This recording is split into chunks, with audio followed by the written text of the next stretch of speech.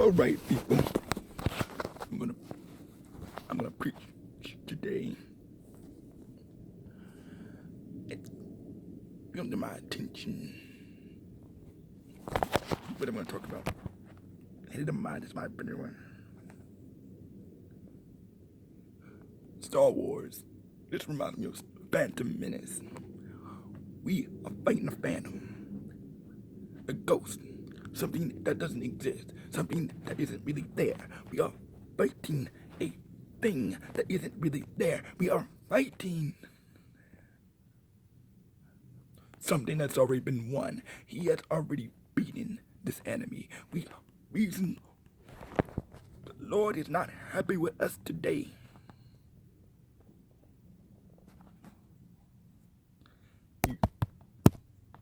How can we say we want to fight for racism, but on the other hand, we want to say racist stuff?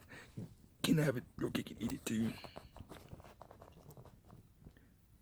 You want to call people Uncle Tom, but we want to say we want to fight racism. But how do we fight racism? By speaking racist lingo? Are we speaking racist lingo today? We want to say we want to fight for equality, but calling people Uncle Toms. You say we want to fight for the injustice, but we're calling each other house Negroes. We're going to say we want to fight a battle. We already won. We fight an enemy that don't have no power. We fight an enemy that's power has been taken away. And the only reason why we believe he has power is because we don't believe we have the power. We don't believe we have overcome already because we have already got the defeated mindset. The Israelites had the same problem.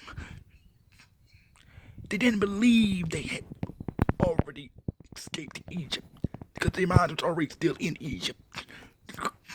Their mind was still in the slave mentality. And because they broke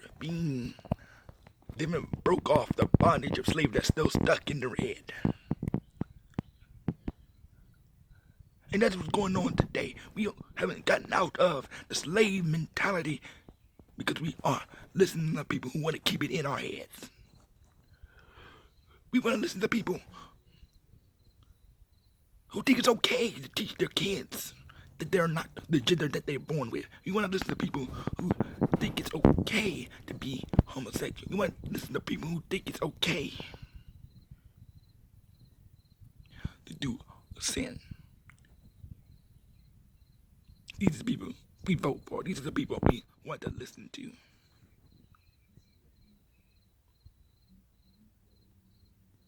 Now, I have no problem with what you decide to do with your own self.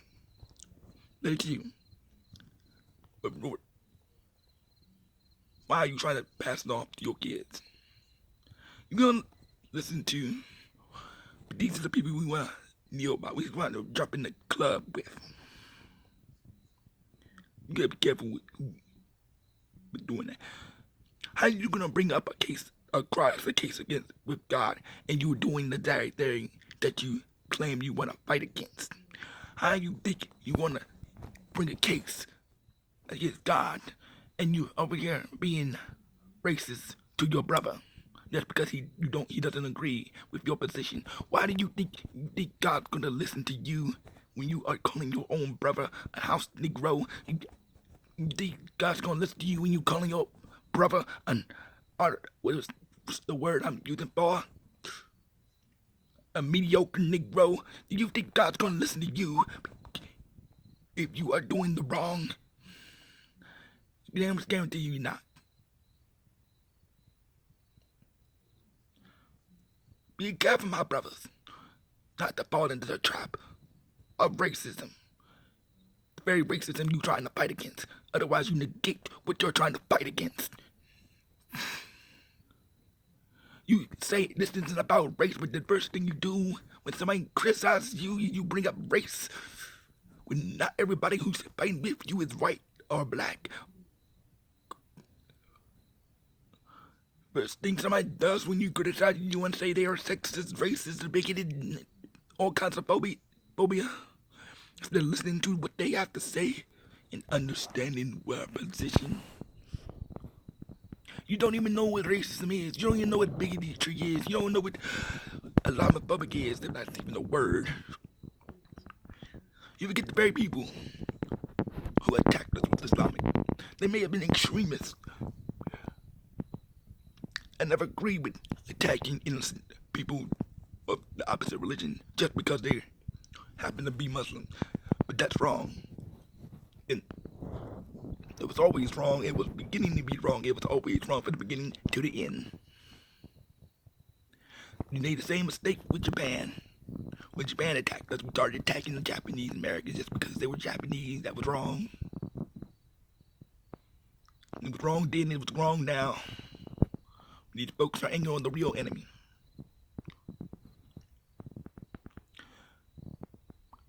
We want to worship the previous president, the one who caused the divide to begin with. We were already slightly divided, but we weren't really divided that much. But he aggravated it. Now I know you're gonna like, oh my God, I can't believe you're talking about Obama like that. He's the first black president, he's the first dividing president. But the man ain't not perfect, he's not God, and he's not Jesus the Christ. Just because he's black doesn't make him the best thing ever. It just means that he's human. It's a sign that there is nothing holding us back to get to where we need to be. God put him there and show black people that there's nothing holding you back from getting where you want to. You have no excuse. This so-called systematic racism does not exist. It exists in your brain, and that's the only place it exists. Because you're stuck in the wilderness. You're blind. You cannot see. You look at other people to tell you where to go because you cannot see. You are blind because you're looking for other people as seeing eye dogs. And they're leading you straight to a hole. They're leading you straight to your doom. They're leading you straight to disaster. And you following them because you can't see. Then you criticize those who are trying to help you see. There's a reason why not a lot of people are seeing what you are seeing. Your allies aren't really your allies. They're just helping perpetrate the blindness. Because they are also blind. We have gone so far into making people believe that they themselves are racist. We've gone so far in our delusion that we have convinced white people that they are racist. We have convinced white people to hate themselves. That's the biggest crime there is. That is worse than the alt-right. Neo-Nazis. It's exactly the same thing. You're doing the exact same thing as the people we claim are doing something wrong to us. We are brainwashing other white folks into believing that they can't be better than the generation that they came from. You're teaching people that they can't surpass the color of their skin because of the color of their skin. We are being racist just like the KKK and neo-Nazis and the alt-right. Be careful, my people. Don't let these people who think like this corrupt your movement. They ain't nothing but leeches trying to feed off of a movement so they can do what is wrong, and we are letting them because we want the attention that they bring. That is not good attention. That causes division. It does not cause unity. That's why God has not stepped in. We let people do whatever they want to. We let them commit violence. We let them do what God told us not to do. And we wonder why no higher power is helping us out. Why we're not being heard. Why nobody's doing anything. Because y'all not gonna get anything done just sitting down. Y'all ain't gonna get nothing done just kneeling. Martin Luther King didn't just kneel. He didn't just sit at the front desk. He didn't just walk to DC and that's all he did. They didn't just walk there and then, oh, we're gonna just stand here. No, they talked to people who they did not like or who did not like them. It's not like they didn't like them. The thing is, Martin Luther King did not hate his opposition. He just wanted what he was rightfully his. He didn't hate the opposition. He went over there and he spoke. He didn't just kneel. He didn't just kneel at the front the steps. He went in there and he talked to people who did not like him. He confronted people who he did not like him. He went to the places that were the problem. He didn't just kneel at an irrelevant place. He didn't disrespect the flag. Allegedly. I don't know if kneeling is disrespectful. It depends on how the military views it. But technically speaking, there's some military people who are supportive of it. Some that are not. It's a mix. It's called tradition. But if you want to kneel, go ahead and kneel. But remember, just because you have the right to kneel or right to stand, you gotta do what's right. Be at peace with everybody as much as you possibly can. And that's what the Bible says. Love does not cause division. You want to be about love, do what love ordains. Love doesn't just seek for its own sake. Love does not do stuff just because it can. It does what's in the best interest of everybody, as much as it possibly can. It doesn't seek attention.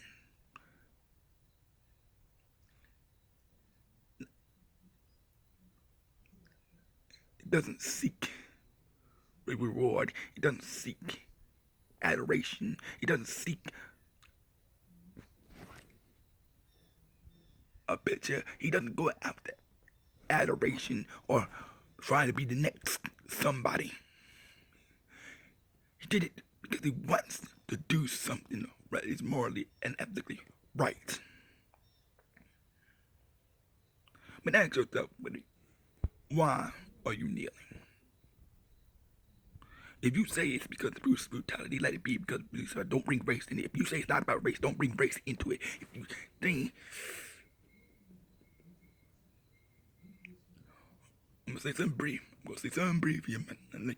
But most of these people who have died on police brutality died because they were too aggressive. Only 3 or a few, or a small bit of them. See, this is how God works. You know that guy that got shot running away and got shot by cops? By that cop. Guess what happened? He went to jail. You know why he went to jail? Because he was wrong. The guy didn't do anything aggressive. He didn't attack the officer. He just ran and got shot. And guess what? He got justice. What about all these other dudes? We don't know about Trayvon Martin. We don't know 2 people who knew what happened there for real. And that is Trayvon Martin and George Zimmerman. We are speculating what we think happened. And that's why he got off. He got off because nobody knows what happened. He got off because it's speculation. We want to speculate and think that's the truth. We can't speculate truth. It's either we know it or we don't. And I would go to each individual case. Michael Brown did not have his hands up. He did not say he surrendered. He fought the cops and got shot. It's all about what you do when you're interacting with the police that determines whether you live or die. Or get tased. But the matter is, he shouldn't have been being aggressive in the first place. It doesn't matter what the cop did. If he wasn't aggressive in the first place, he wouldn't have suffered a grave thing. It's tragic that he died, and we don't know whether. We always talking about, well, why didn't he do this? Why didn't he do that? It doesn't matter. He shouldn't have been aggressive. Well, okay, how about this question? Why didn't he just let the cop arrest him? Why didn't he give up? if you want to ask questions about why not this or why not that, why did he think it was okay to fight the cops? Why did he think it was okay not to surrender? If you want to ask specific questions about why somebody didn't do this, why didn't that man just let that man arrest them instead of having him get put in a headlock and end up having a heart attack and getting choked out? Why didn't he just let them arrest him? He would still be alive today. We wanted to vilify the cops. But the problem is, that's God. God appointed these people. It is his job to decide whether it's what is to ever to prosecute these guys. He prosecuted them. They got off because they didn't do anything egregiously wrong. We are not the judges. We are not the jury. We don't decide who's guilty of murder or who's not guilty of murder. We can decide what truth is. You have the right to decide whatever story you want to believe. But that doesn't matter. By the end of the day, the truth will come out in the end. God's justice is just. Most of these cases can be explained away mainly with stupidity and aggression. Most of these people could have been alive today if they had just given up, and let themselves get arrested. We always have these questions about why the cop didn't do this, or why the cop didn't do that, or why the cop chose to do this, or why the cop chose to do that. Why don't we have these questions about why didn't the guy let himself get arrested? Why didn't the guy follow directions? Why didn't the guy have to resist arrest? Why did the guy choose to argue with the police and escalate the situation? I've always wondered, why do people always got to escalate the situation and they want to cry racism when it goes so horribly wrong? Escalate the situation.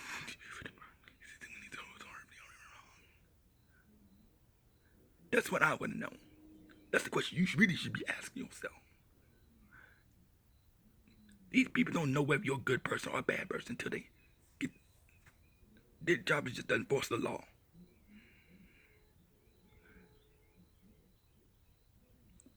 Let them do their job, and you'll get out of there fine, 99% of the time. We usually want to argue because we think we have the right. That's because we're taught not to respect authority. We taught to always argue our case.